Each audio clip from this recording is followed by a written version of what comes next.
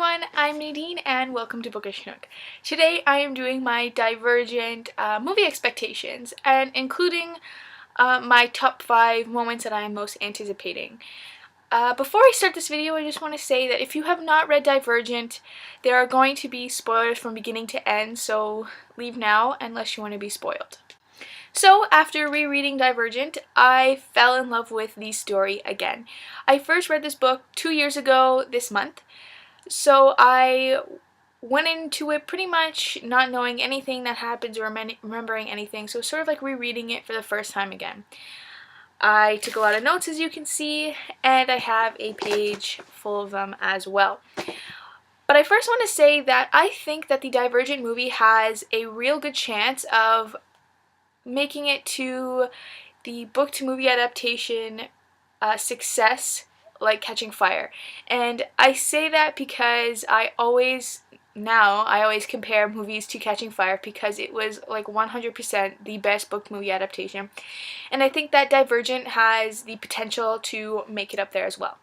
So you may be wondering why I think this. And the reason why I think that it has that potential is because as I was rereading it and taking notes of scenes that I really wanted to see in the movie, it reminded me of Catching Fire in the sense that each sort of tab here is an important plot point that needs to be in the plot to move the story along in a really orderly and, I can't think of the word, an important, that's not the word at all, but an important pace. Like, you can't take one of these out and expect the story to continue and unravel smoothly. And that reminded me of Catching Fire because Catching Fire has basic plot points that cannot be ignored, and they were all included in the movie. So that's why I think Divergent has the potential to be an awesome and fantastic book-to-movie adaptation. Now, when I was picking my top 5 favorite moments, I had a list, and I realized they were all moments that are kind of like, obviously that's going to be in there, or obviously you want that to be in there. So I remade a list with moments that are sort of not as important or stuff like that. I was really trying hard because I've seen the trailers and a lot of the TV spots and they've released so many clips, and I've realized that those are all moments that I pick, so why would I pick them, right? So let's just dive into it. Now, my list is in order of series that happen in the book. So my first one is after Four throws the knives at Triss. The conversation that takes place afterwards is my first moment that I want to see, I guess, my top moment. I think it's a really important scene because you're starting to get a feel for Four and his feelings towards Triss, and Triss is completely oblivious to them and she has no idea, and she's just really pissed that her ear is cut. Now, my favorite line from that scene is when Four says, you know, I'm getting a little tired of waiting for you to catch on. Now, I'm not sure how everyone else interpreted it, but I interpreted it as his feelings for her, despite his very subtle cues that Triss doesn't pick up on. So I'm hoping that that line in particular is in the scene. Now, my second moment is sort of kind of like, duh, I obviously want that there, but the reason I want this moment is for the sense and feel of the movie, and that moment is Triss's first fight against Peter, and she gets completely demolished. One thing that I really hope that they show is Four leaving, because he can't handle watching it. But in particular, I really want it to be a very brutal scene. I want Peter's brutality to come across, and sort of Triss's fire to be lighted. That sounds a little weird, but I think that's one of the moments that she really comes into herself and realizes like she's got to step up her game 100% for this to work. It also gives a sense of how brutal Dauntless really is. You know, usually when you think of fights, you think of fights between the same sex, so men versus men and women versus women. So when you place Peter and Triss against each other, there's obviously a huge disconnect between body weight, technique, muscle mass, everything like that. So it's really not a fair fight at all, and that just gets across what Dauntless is. They're not fair. On a little side note, I realized that the fight scene takes place before the knife throwing scene. I had that ordered really weirdly on my sheet and I forgot to change them around, so sorry about that. My third moment isn't really something specific, it's more general, and that is the fear landscapes. I'm really excited to see what they do with them. So far, from the clips and the trailers and little TV spots that we've seen, the fear landscapes are really beautiful. They keep showing that scene where Triss is in the glass box and it's filling up with water and she sort of taps it and it breaks and everything falls down, and that is literally in every TV spot and trailer because it's such a pretty thing to look at. And I'm really excited to see what else they do with them because they have the chance to make everything really sublime and different and really nice. So I'm really excited to see a different perspective other than mine on the fear landscapes. Now my fourth moment involves Triss's mother. And what I completely forgot is how badass she is. You know, you see her and she's sort of this very mundane abnegation, right?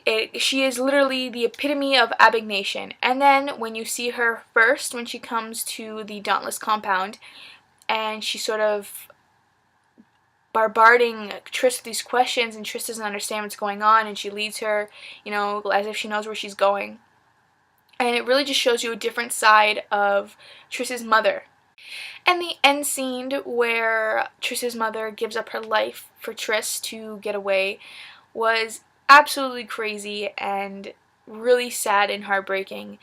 But you do see the Dauntless come out of her, and it also sort of confirms the theory that Four has, which is one of my favorite quotes, is, you know, that selflessness and bravery are one and the same. What I love about Triss's mother is that she tells Triss that her mother told her to hide in a faction because she's divergent. And Triss's mother doesn't give Triss the same advice. She sort of just kind of lets her do whatever. And I'm sort of wondering what would happen if Triss's mother actually told her to hide in a faction, because obviously Dauntless is not the faction to hide in if you're Divergent. It is literally the worst faction to pick, and Triss picks it. So I'm wondering if Triss's mother sort of seen Triss's tendencies to sort of go with the Dauntless rather than any other faction. I'm wondering what was her motivation behind not telling Triss, other than, oh, I wanted you to make your own choice, because really her own choice screws Triss over and she almost dies so many times, but she also, you know, brings about this whole change, blah blah blah. But I thought that was a really interesting part of Triss's mother, which you see more of her in the next books when I won't get into that. But I thought that was most interesting. She was one of my most interesting characters. Now my final moment is not a moment at all either, and it's more about the dynamic between Triss and the other initiates. Now there isn't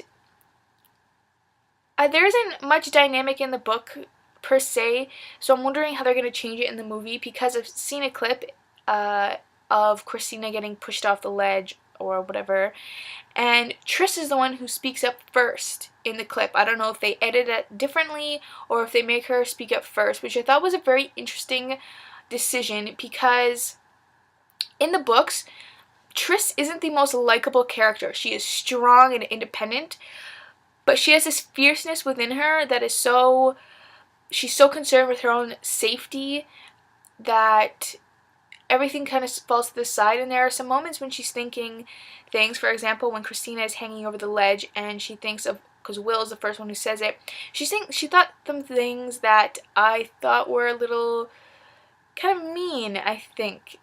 I guess they're not mean per se, but they're more self-preservating.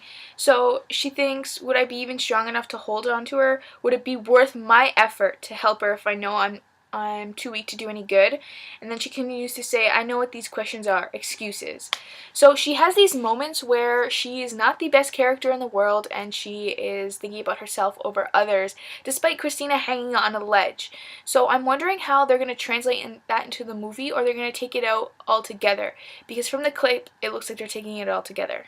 I'm definitely excited to see the dynamic between Triss and I think it's Drew, Peter, and Molly, these sort of antagonists to Triss, and I'm excited to see that because they are so horrible and disgusting and there's nothing redeeming about their qualities, And on a side note, Miles Tellers is playing Peter, and I think that's really weird because I've seen him in The Spectacular Now with Shailene, and it's weird to think of him as Peter because he's not exactly what I pictured as Peter, but he does have that ruthless look from the stills that I've seen of him, so I'm excited to see how he does. So now I'm going to talk really quickly just about a few other little general expectations about the movie. Now, when Triss gets to Dauntless, she is called Stiff, and she sort of acts like it. So I'm hoping that they get across when Triss first gets there that she is still Abignation, and it's very clear from her demeanor as compared to the Candor who transferred over, or even the other Dauntless in the compound. And I'm excited to see her transition from a Stiff to Dauntless. I'm also super excited for the capture the flag scene, and from the trailer we see Triss and Four climbing up the Ferris wheel, so it's obviously there. Although in the trailer I noticed that Triss is waving a flag, so the flag is different. It's not some triangle thing, but that is just, it's a technicality, doesn't matter. But Triss is waving it and not Christina, so we don't have that clash between the two apparently. And I think that, I don't know if that takes away from their relationship, but it does take away from Triss's ruthlessness once again. You know, she came up with this fantastic idea and she still wants to take the prize for herself, and Christina sort of says, like, you already got enough today, just let me grab it. You're the reason why we have it, so everyone's gonna know that. So once again it takes away from Triss's ruthlessness and sort of selfishness. And we obviously see that when she's still in Abignation, that she can't keep quiet at the dinner table, she doesn't think of others first, etc. I'm also excited to see Triss's progression in her fighting techniques over the movie and other things like the fear landscapes, etc. Because at the beginning she is pretty useless as a fighter, and near the end she's actually pretty good. So I'm excited to see that progression and how they play that out in the movie. Are they going to play a montage? Are we going to see like specific scenes where, you know, she's fighting? Because in the trailer there is a scene where Four like kind of holds her stomach and says, you're never going to win like that, you gotta put tension here, whatever. So I'm excited to see that progression of her. And sort of the last thing I'm really excited for, other than everything in the book, is the ziplining scene. And I'm excited for that because the scene has so much potential for such a beautiful scene that the director and whoever decides that it has a chance to make such a beautiful scene. So you could do it sort of at sunset, at night with all the lights sort of shining up, or, you know, completely in the dark. I don't know, but it looks really good. So those are my expectations for the movie. I really, really think this movie has a potential to be as good as Catching Fire. And make enough money to continue the series, because City of Bones and Vampire Academy are sort of up in the air, and I really don't think that they're getting sequels. So hopefully Divergent can break through just like Catching Fire did. If you're excited for this movie, let me know down below what your favorite scenes are, what you're expecting from the movie, and any general opinions. Thanks for watching. Bye!